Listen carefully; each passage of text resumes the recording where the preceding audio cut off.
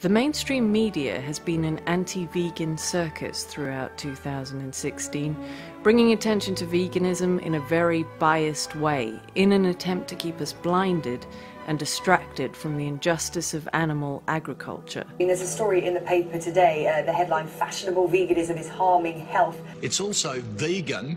Stay away from it because they're always hungry. You can't get all the nutrients you need. They can go and get some lamb. But it's clear the stories and tactics used by the mainstream media have become unconvincing, desperate and hollow. This is a short film about why those stories have stopped making sense and how this has coincided with a growing vegan movement.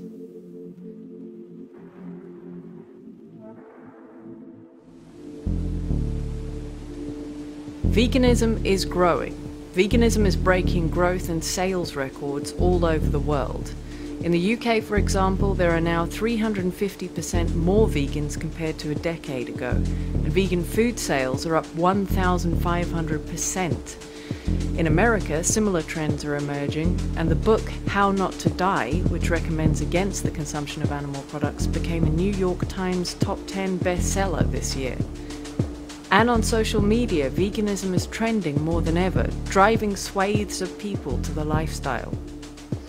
But despite this, the waves of propaganda continue, perpetuating eating habits that exacerbate the environmental and public health crises. Is that devious, treacherous group, the vegans. These poor, bearded, hipster anemics, if you deprive yourself of delicious cheese and meat products, you would be pretty miserable.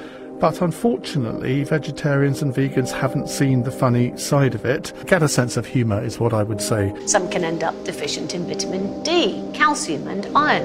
Protein, iron deficiencies are the common ones if you're not eating the right foods. But maybe these media journalists aren't really journalists any longer. They have become instead contrarians and puppets whose real job is to make us confused. And when we're confused about what to eat, we stick to old habits. And these old habits feed the power and wealth of the meat, dairy and egg industries. A CSIRO survey has found 1 in 6 Australians are ditching dairy without a medical diagnosis.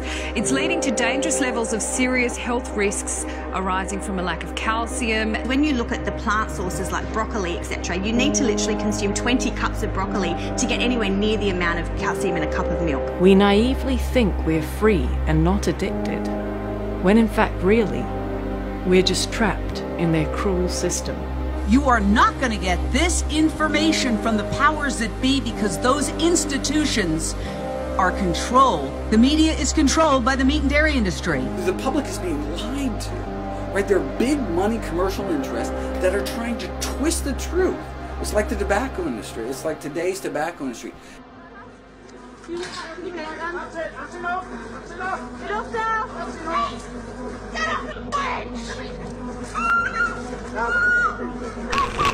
There's a lot of resistance when you talk about veganism.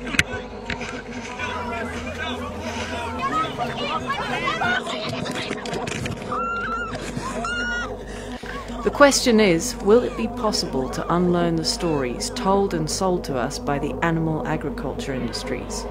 Or is this ambivalence and fear to go against them just what they want?